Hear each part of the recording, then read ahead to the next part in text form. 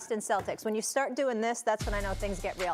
Things looked very different for the Celtics in Game 2 East before it shifts to Milwaukee, 109-86. Jaylen Brown just stealing the show, putting up 30. Jason Tatum added 29. Al Horford and Boston's D did a nice job containing arguably the best player in the league in Giannis Antetokounmpo. Here's Coach Udoka on setting the tone early.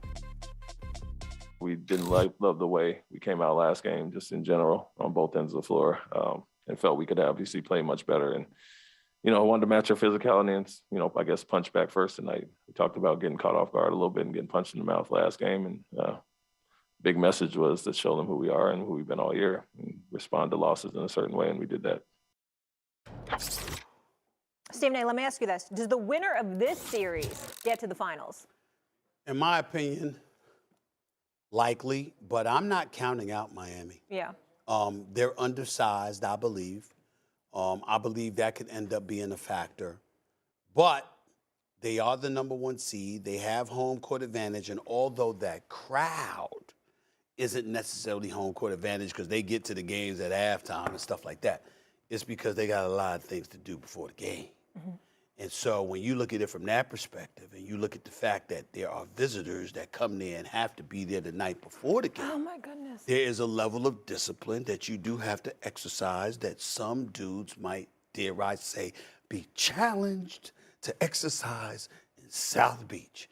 Make no mistake. Now, I know I got this smirk on my face, and I know Molly says, oh, my God, oh, my God. And no, I don't say, oh, my God, but it's 1 week of your life. Get it together. Let me tell you, as a matter of fact, because I have covered this league for over a quarter century, when there are certain cities when you have to stay there overnight, it gives coaches a headache because they know what you're tempted to do. And that plays a role, and make no mistake, Miami is one of those cities. So understand that even though we look at Milwaukee and we look at the Boston and we know they're bigger, and we know they're very formidable, and they will give Miami hell. We get all of that. And Miami's going to have to bring their A game. The fact that they're the #1 seed, and they got home court advantage, and they've got some depth. They've got shooters. They've got athletes. They're mobile. They move. They go up and down the floor. They got about 3 dudes they can give the ball to finish a game for you if necessary. I'm like, I can't just summarily dismiss the Miami Heat. That's where I'm at with it. Nice little team, Miami, all right? The idea that the Celtics are going to send a message because they won Game 2 after they got double-digited in Game 1 when Giannis was wonderful. And that's the world champion Bucks you're talking about. Yeah. So I don't think the Bucks care about any messages. Here's what the Bucks care about. They got to win a place. They got to win a game in our place now. It's a game apiece. That's the first thing. Second thing, that is the worst home court advantage in the NBA for other reasons why. Which one? Miami. Oh. For other reasons why Steve just said. They were rats off a ship, those fans. Game 6, NBA Final, Spurs Heat.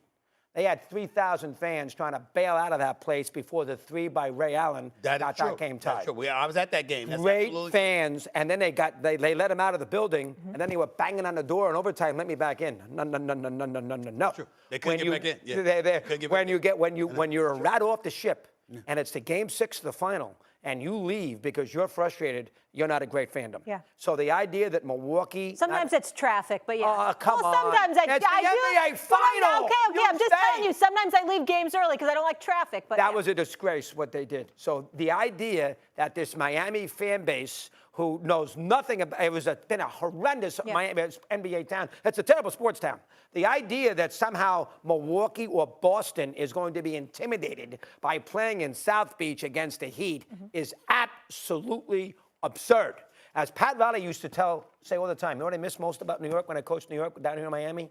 The passion. And there's not the passion in Miami or their sports teams. So I didn't say intimidated. I said distract. I understand what you're saying. I would hope in a conference final you wouldn't be. Yeah, I would hope. I would hope you would. I would hope that you would remember there have been many occasions in your career where you have been able to point to distractions as impacting things. Eugene Robinson, Super Bowl, Green Bay, Seattle. Guess what? People have all year to be distracted. Denver and Atlanta, whatever. But it happens. Okay. It happens. I like the winner of this series, and I think this series got 7 games written all over it. Yeah, so do I.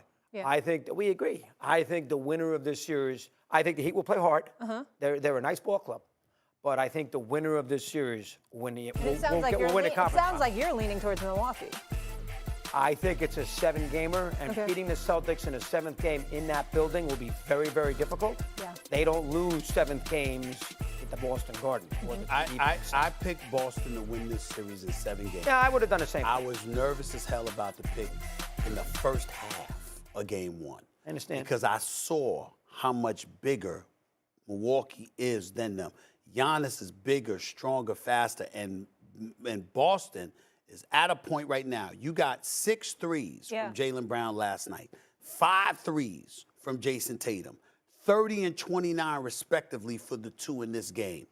Boston can beat them if that happens. If it doesn't, they lose. Stephen A., what's the tougher matchup for Miami? Would it be Milwaukee or Definitely Milwaukee. Definitely Milwaukee because of Milwaukee's size. And Milwaukee, remember, Milwaukee got bounced out in the bubble by Miami. Beat them last year, right? games. And turned around last year, and they swept them 4 straight. And so what you're talking about is a Milwaukee team that recognizes who they are, particularly against Miami. We gonna big boy them. Because unlike other teams who explode from 3-point range, even though Miami has that capability with a Tyler Hero, deserving of the 6th man of the year, by the way, he got my vote. And then, of course, you've got Duncan Robinson, who inexplicably didn't play the other day. I didn't understand that. If I didn't play much or whatever.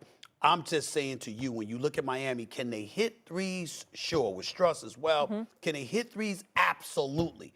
But like Boston, they would need to do it in order to beat Milwaukee.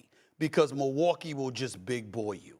That's what we've seen. And people don't realize Drew Holiday, Grayson Allen, Pat Connaughton, those guys are perimeter players. They can hit perimeter shots, but people don't realize how big and physical they are as guards. So everywhere you turn on Milwaukee, there's physicality that plays to their advantage. And that is what I would be concerned about. I would be concerned if I was Milwaukee about Middleton. They might need him.